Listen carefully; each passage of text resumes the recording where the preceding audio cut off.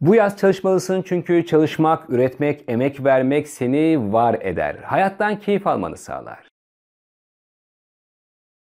İş hayatında başarılı olan insanların özgeçmişleri incelendiğinde onları bugüne getiren kariyer öykülerin başlangıcındaki iş deneyimlerinin izleri görülüyor.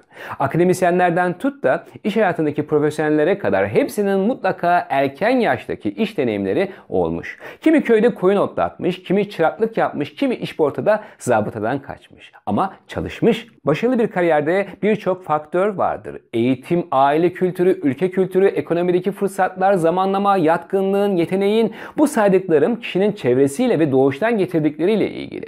Bunlar kariyerde etkili mi? Evet, etkili ve en az bunlar kadar etkili olan, temelde belirleyici olduğunu düşündüğüm faktör ise sensin. Birçok genç harçlığını çıkartmak, aile bütçesine katkı sağlamak, ailesine maddi yükünü bir nebze de olsa azaltmak için çalışıyor ve onlara çok saygı duyuyorum. Öte yandan pek çok anne baba, pek çok genç erken iş deneyiminin iyi bir şey olmadığını düşünüyor ve lise çağındaki çocuklarının bir yerlerde ekmeği kazanmasına, iş deneyimi yaşamasına sıcak bakmıyor. Bu çok saçma. Bir şey sormak istiyorum. Çocuklarımızı neden okula göndeririz? Genç arkadaşım, sen neden okula gidiyorsun? Anaokulundan başlayıp liseye kadar 12 yıl süren, üniversiteyle beraber 16-17 yılı bulan bu uzun eğitim yıllarının amacı ne? Bu kadar maddi yatırım niçin yapılıyor? Maddiyattan çok daha değerli olan zaman gibi bir kaynak bu kadar uzun süre neye ayrılıyor? Bunun cevabını bir verelim. Hayata hazırlanmak için, kariyer sahibi olmak için, ekonomik bir beceri yani para eder bir insan olmak için, anne babaları sorunca aldığımız yanıt ne oluyor? Kendi ayakları üzerinde durması için ve bunlara benzer yanıtlar. Tüm bu yanıtlar doğru. Yanıtlarda sorun yok. Sorun gençlerin ve anne babalarının çalışmaya, gençlerin çalışmasına karşı tutumunda. Sevgili arkadaşım, bu yaz tatilinde çalışmalısın. 16 yaşından sonra her genç her fırsatta çalışmalı. 12 yaşına gelmiş küçükler de bir iş disiplini içinde, aile yanında, akraba yanında falan çalışmalı. Çünkü okul yaşantısında öğrenilemeyen hayat bilgisi çalışma hayatının içinde deneyimleniyor. Mesele para kazanmak değil yani. Mesele gerçek deneyim kazanmak. Ve deneyim dediğimiz şey bir işi öğrenmek, iş nasıl yapılır bunu bilmek değil. Bundan daha önemli olan insanın kendini tanımasını sağlamasıdır. Okul yaşantında dersler, arkadaşlıklar konusunda kendini tanırsın. Peki organizasyon, liderlik, iletişim, işbirliği, problem çözme becerisi, empati yapmak, bağ kurmak, ilişki yönetimi, girişimcilik, proje yönetimi, planlama, kaynak yönetimi, disiplin, esneklik, uyum, kültürel farklılıkları anlamak, sorumluluk, hesap verebilir olmak, kendini motive edebilme. Bunları okulda, evde, arkadaşlık ilişkilerinde kısmen kazanabilirsin ancak bu yaz restoranda, mağazada, pazarda herhangi bir iş deneyimi, küçük bir para kazanmandan başka bu çok önemli ama çok önemli deneyimleri de sana kazandırır. Bir esnafın yanına çırak olarak giren çocuk dükkanın anahtarını aldığında sorumluluk alır. Rafların tozunu aldığında satış pazarlamayı algılamaya başlar. Dükkandan içeri girene hoş geldiniz derken müşteri memnuniyetinin önemini öğrenmeye başlar. Akşam kasa teslim ederken ciro, kar, maliyet, kazanç kavramlarını tanır.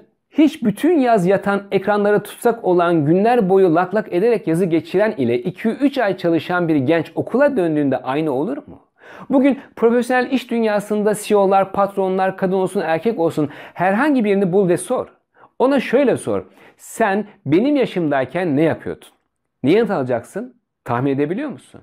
Alacağın yanıt kesinlikle pinekliyordum, tembellik yapıyordum olmayacak. Bu yaz çalışacak olsun olmasın tüm gençlerin İlk İşim isimli kitabı okumasını öneriyorum. Kitapta özellikle 2. bölümden itibaren kariyerine, kazancına, mutluluğuna gıpta edilen başarılı insanların o çocuk yaşlarda, gençlik yaşlarındaki iş deneyimlerinden neler öğrendiklerini kısa kısa anlatıyorlar.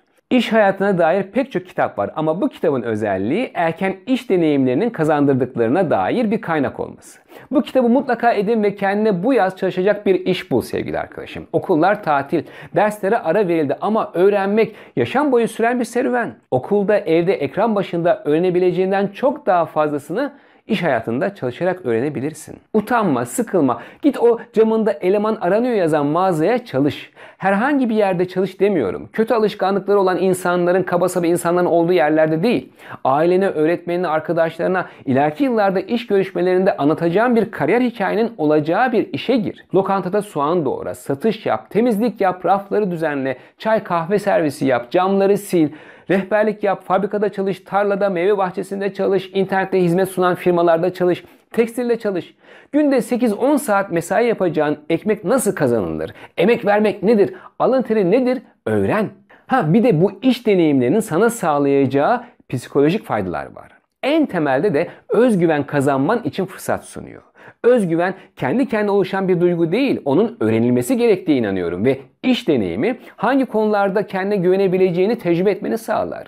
İş hayatı içinde iletişimi başlatmak, iletişimi devam ettirmek, yeni insanlarla tanışmak, seninle arkadaşlığı kan bağı olmayan insanlardan geri bildirim almak, İnsanların senin iş kaliteni, çalışma ahlakını gözlemleyerek tanıması, senin bir işe başlayıp devam ettirip tamamlaman, bunların hepsi senin çok önemsediğin, bizim çok önemsediğimiz özgüven için bir kaynaktır. Erken çalışma deneyimi yine öz saygı denilen, kendi hakkında olumlu güçlü bir kanaat oluşturmana da kaynaklık eder.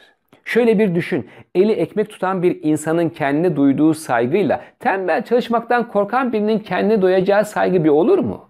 Eli ekmek tutana çevresindekilerin bakışı ile bütün yaz evde koltukta, plajda, şezlongda yatana bakış bir olur mu? Diğerlerinin bakışı çok mu önemli? Her zaman değil ama önemli. Çok para kazanman gerekmiyor. Dedim ya, esas kazancın kariyer hikayene katacakları olacak. Çünkü her insan farkında olsun olmasın kendi kendine şu soruyu sormaktadır. Ben ne işe yararım? Bak, sen daha küçük bir çocukken bunun cevabını arıyordun zaten. Oyunlarını hatırla. Oyunlarda aradın sen bunu. Sonra büyüyünce ne olacaksın diye sorduklarında verdiğin cevapları hatırla. Videonun başlangıcında saydığım bazı kavramlar vardı. Tekrar etmek istiyorum, hatta sen de not al çünkü çok önemli.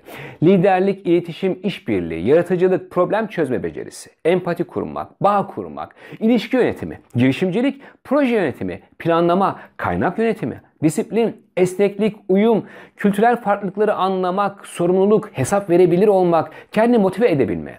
Bunlar ne biliyor musun? Bütün dünyada koca şirketlerin, eğitim bilimcilerinin, kariyer rehberlerinin, insan kaynakları uzmanlarının 21. yüzyıl yetkinlikleri olarak tanımladıkları yaşam ve kariyer becerileridir. Yaşam ve kariyer becerileri. Evet, üniversite mezunu ama bu iş tecrübelerini edinmemiş biriysen, diploman hangi üniversiteden olursa olsun, kaç dil biliyor olursan ol, başvuruda olmadı mülakatta elenecek olan sen olursun. Ama sen profesyonel iş hayatına başlayana kadar edineceğin bu deneyimlerle, tecrübelerle sen işe başlarken zaten birikimli birisi olacaksın. Elbette lise çağında bir arkadaşımla üniversitede okuyan bir arkadaşımın işi farklı olacaktır. Üniversitedeki arkadaşım kişisel kariyer planını göz önünde bulundurarak uzmanlaşmaya başladığı alanda staj gibi bir iş yapmalı. Bu konuda ısrarcı olmalı. Lise çağına gelen genç ise herhangi bir iş yerinde ama güvenli, ahlaklı işleri deneyimlemeli. Sevgili arkadaşım, bu hayat bir serüven ve serüvende nelerle karşılaşacağın, büyük ölçüde dün ve bugün neler yaptığınla, neler yaşadığınla, yaşadıklarından öğrendiklerinle ilgili. Dilerim kendin gibi iyi insanlarla karşılaşırsın. Hayatın sana sunduğu öğrenme fırsatlarını değerlendirirsin. Senin kariyer planında en önemli etkenin sen olduğunu biliyorum. Buna inanıyorum. Sen de inan.